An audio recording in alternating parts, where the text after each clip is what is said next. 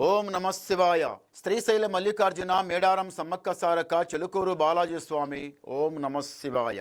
గోపురం టీవీ చూసే వాళ్ళ ప్రేక్షకులందరికీ నమస్కారం. చిలక జోషం అంటే ఆ కాలం అలా ఉంది, ఇప్పుడు గుడుక ఉంది, ఇక ముందు గుడుక నడుస్తుంది. చిలక జోషం అంటే నిజముందండి, నమ్మండి, వినండి. 12 రాశుల మీద ఈ రాశి మీద గురుబలం ఎంత ఉంది, ఈ రాశి మీద శని బలం ఎంత ఉంది, మంచి వింత చెడు వింత చెప్తా వినండి. చిలకమ్మ కర్కట రాశి మీద జ్యోతిషం, కర్కట రాశి వాళ్ళ భవిష్యవాణి, కర్కట రాశి వాళ్ళ గణితవాణి. తీ చిలక టీ. కర్కట రాశి వాళ్ళ భవిష్యవాణి, కర్కట రాశి వాళ్ళ జ్యోతిషవాణి, కర్కట రాశి వాళ్ళకి ఎట్లా ఉంది ఈసారి? వావ్. కర్కట రాశి వాళ్ళకి సాక్షితంగా శ్రీమన్నారాయణ వేడుకొండల మెట్లు లెక్కిన వాళ్ళకి వాళ్ళ మీద ఉన్న దరిద్రం పటాపంచలమైపోతుంది. వాళ్ళ ఇంట్లో ఉన్న ఏమన్నా దరిద్రం ఉంటే అది పోతుంది, ఇంటి మీద ఏమన్నా దరిద్రం ఉంటే అది కూడా వెళ్ళిపోతుంది. శ్రీమన్నారాయణ వేడుకొండల వాసుడు. కొందరు తిరుమల చూడని వాళ్ళు ఏమనుకుంటారంటే తిరుపతి, తిరుమల.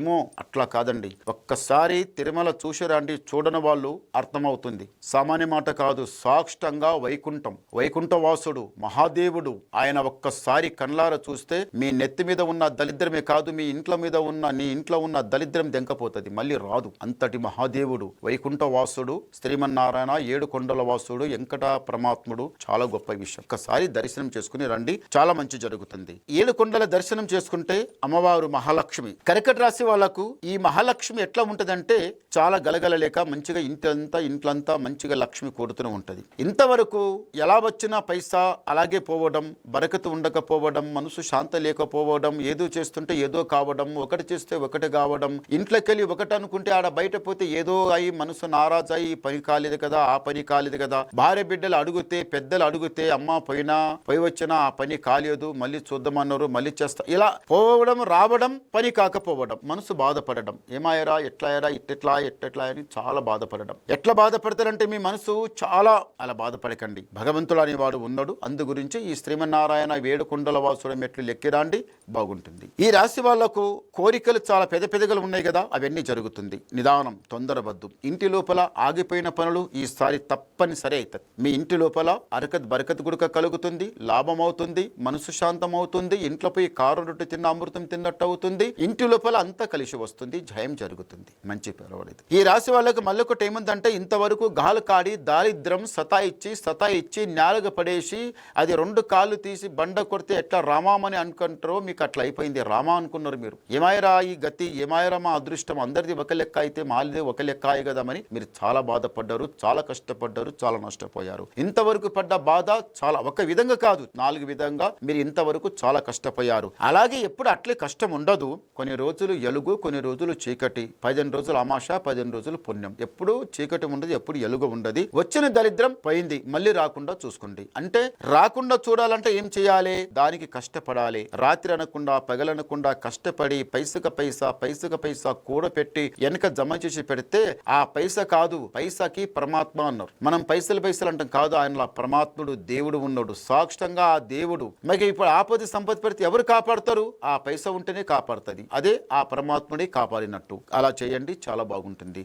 ఈ రాశి వాళ్ళకి చదువు, తెలివి, జ్ఞానం చాలా బాగుంది. పెద్దల సేవ చేయడంలా, పెద్దలకి మంచిగా గౌరవించి మాట్లాడడంలా, స్నేహితులకు గుడక మంచిగా స్నేహంగా నడవడం, ఎవరికైనా నమ్మిన వాళ్ళకి మోసం చేయకుండా నీటిగా మాట్లాడడం, అది మీ దగ్గర చాలా మంచిగా ఉంది పద్ధతి. కానీ మనసు ఎరగవద్దు, మీకు కోపం రావద్దు. వస్తే కోపం అటు ఇటు కాదు, చాలా బ్రహ్మాండం, ఆకాశం భూమి ఒకటే కావాలనుకుంటూ అంత పెద్ద కోపం వస్తుంది.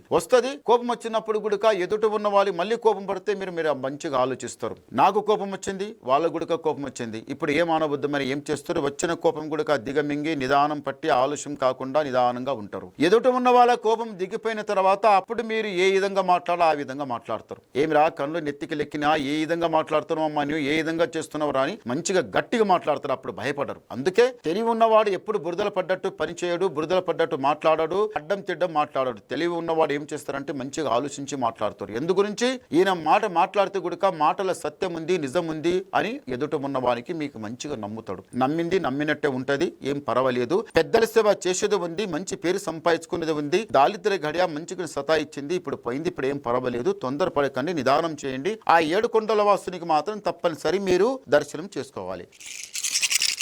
ఓం నమ శివాయ. మంచి గవ్వలే పడ్డాయి. 3 మంచి గవ్వలు పడ్డాయి. ఈ కర్కట రాశి వాళ్ళకి ఆదాయం 8, వ్యాయం 2, రాజపూజ ఫలం 7, అవమానం 3. అంటే గురుబలం శని బలం. శని బలానికి గుడుక మంచి స్థానమే దొరికింది, గురుబలానికి గుడుక మంచి స్థానమే దొరికింది. 2 సరిగా ఉన్నాయి. మీరు చేసే ప్రయత్నం చేయండి.